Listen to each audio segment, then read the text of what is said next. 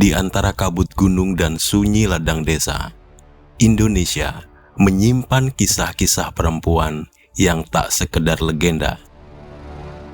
Mereka bukan hanya tokoh cerita, melainkan penjaga nilai, simbol, kekuatan, dan cermin hubungan manusia dengan alam semesta.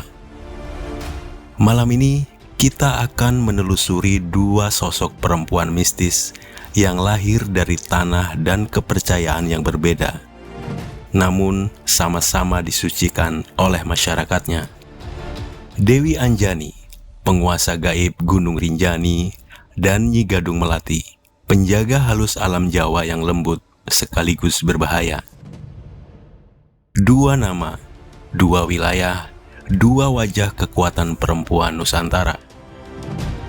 Dewi Anjani berasal dari kisah Lombok, dikenal sebagai putri raja yang menempuh tapa berata panjang, hingga melepaskan dunia manusia dan diangkat menjadi penguasa alam gaib Gunung Rinjani.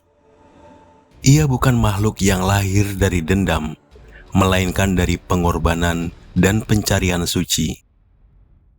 Dewi Anjani adalah simbol manusia yang menyatu dengan alam dan spiritualitas tinggi. Berbeda dengan Dewi Anjani, Nyi Gadung Melati hidup dalam kisah-kisah rakyat Jawa, terutama di pedesaan dan wilayah pedalaman. Ia sering digambarkan sebagai perempuan cantik berbaju hijau pucat, beraroma bunga melati dan gadung. Dua tanaman yang wangi, namun menyimpan racun. Nyi Gadung Melati bukan Dewi Langit, melainkan roh penjaga, lahir dari tragedi, janji, atau pelanggaran adat. Dewi Anjani dianggap tenang, agung, dan berwibawa. Ia tidak mudah menampakkan diri. Kehadirannya terasa lewat perubahan alam. Kabut mendadak turun, angin berputar, atau ketenangan yang tiba-tiba menyelimuti hati pendaki. Ia adalah ibu, pelindung, dan hakim. Siapa yang datang dengan niat bersih akan dijaga. Siapa yang sombong akan diingatkan oleh alam. Sementara itu, Nyi Gadung Melati bersifat ambigu. Ia kerap muncul untuk menguji manusia, keserakahan, nafsu, dan keberanian palsu. Dalam banyak cerita, ia bukan pembunuh, melainkan cermin kesalahan manusia sendiri. Dewi Anjani melambangkan kesucian, kesabaran, keseimbangan antara manusia dan alam. Ia adalah gambaran kekuatan perempuan yang tenang namun absolut. Sedangkan Nyi Gadung Melati melambangkan keindahan yang berbahaya, alam yang harus dihormati, batas antara dunia manusia dan dunia gaib.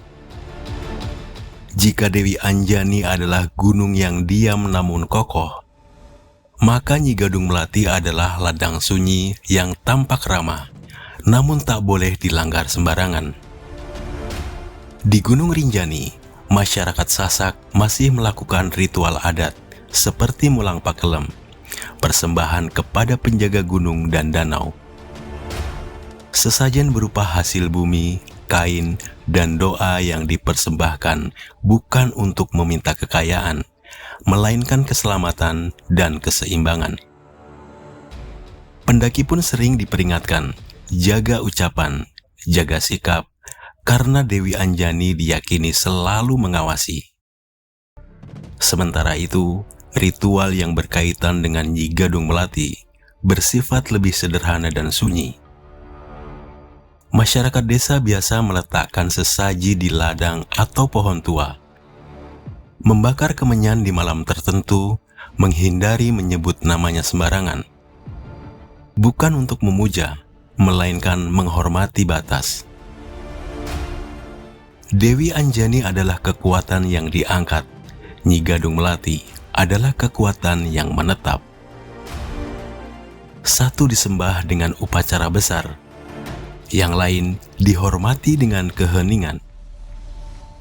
Keduanya mengajarkan hal yang sama, bahwa alam bukan milik manusia, dan perempuan dalam mitologi Nusantara bukan sekedar tokoh pasif, melainkan penjaga keseimbangan dunia. Pada akhirnya, Dewi Anjani dan Nyi Gadung Melati bukan tentang benar atau salah, bukan tentang terang atau gelap. Mereka adalah dua sisi kebijaksanaan lokal yang mengingatkan kita untuk hidup selaras dengan alam dan rendah hati di hadapan yang tak terlihat.